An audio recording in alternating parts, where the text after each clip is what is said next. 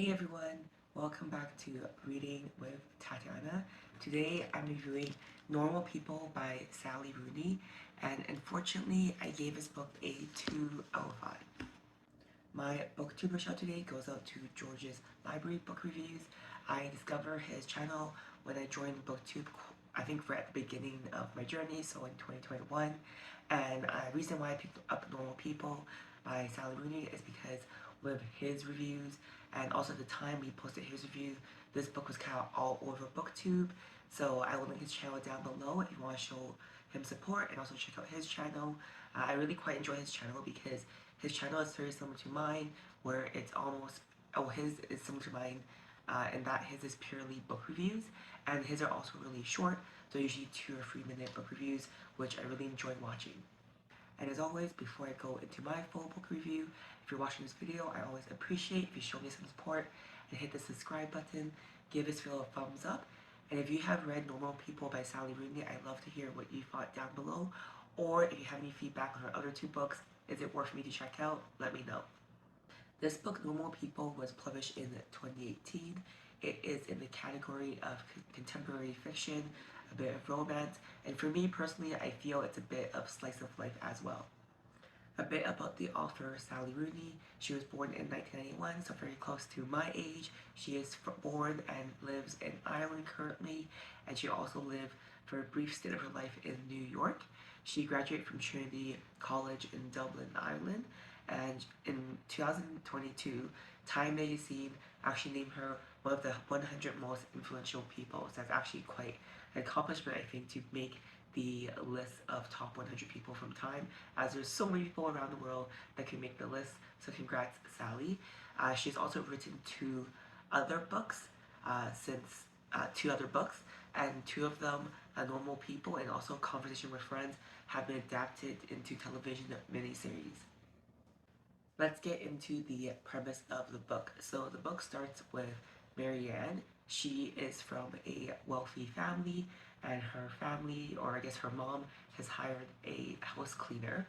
And Marianne is kind of like the smart, nerdy, unattractive girl, and she's also an outcast at school. For whatever reason, she is seen as the weird one at her high school, and her mom has hired a housekeeper who is actually Connell's mom. And Connell is from a family who isn't as well off. However, he is also smart, and he's kind of like the popular jock at their high school. For uh, as they're acquainted through their moms, one is working for the other one, they actually start having a sexual relationship. Connell is feel very pressured that Marianne is kind of like this weirdo at school, so he keeps his sexual relationship private, and he doesn't let anyone know, even though people, his friends and that kind of stuff, tease it about him, and they kind of maybe suspect something's happening. He denies it to the end, and basically the climax of their high school career is that because this book is set in Ireland, there isn't prom, but there's something else. And so basically, instead of asking Marianne to prom, Connell asks this other popular girl. So Marianne's just really heartbroken. And that's kind of the start of the book. And then they also end up going to the same college. Once they enter college, the tables have turned. Connell is struggling because at this college, everyone is from a more well-off family background, and he is not. So he struggles. He feels that it's very unnatural for him to be popular. He did in high school, whereas in high school it just kind of came naturally to him. However, Marianne is totally switched. She is interesting. She knows everyone, and so it's very interesting because they're still connected, and they still have this drawn romantic interest to each other. And this book kind of follows their friendship slash relationship from high school through college and beyond, and just how they always seem to just miss each other but have this connection. And yeah, it's a very interesting book. I really do enjoy the premise of it. However, it just kind of fell flat for me. Common themes I found that were sprinkled throughout this book was the idea of just not caring what others think of you. As I mentioned earlier, Connell really effed it up by caring so much about what his friends thought about him in high school to not ask Marianne to Irish prom. And just being honest to yourself. Other common theme in this book that I really was about the whole time is the idea of communication and how it's so important to communicate how you feel, how you feel about others, and how it can really really burn you in the butt later. Another common theme that goes through the book is the idea of social classes and how it can impact you throughout different aspects of your life, and how it can either propel you forward or it can hold you back. As I gave this book a 2 out of 5, let's start with the things I didn't like. So for me, the characters, I had low to no empathy for majority of the characters.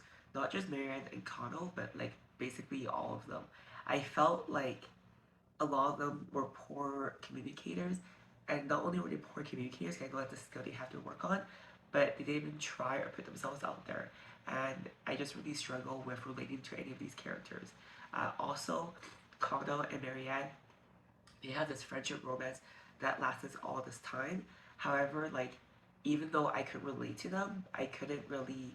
Um, I felt they had a lack of banter, so I just could not enjoy their friendship slash relationship, which is so surprising. There's a lack of banter because I feel if I had to stereotype Irish people, they're known for having great banter. So I don't know. It was a struggle for me to read. What I did like though was Marianne's slow reveal of her past, the upbringing of her past. I won't spoil what happens in her past, but I really enjoyed that slow reveal that happens throughout the book. It really was something I was not expecting. On Goodreads, this book got an average of 3.81 out of 5.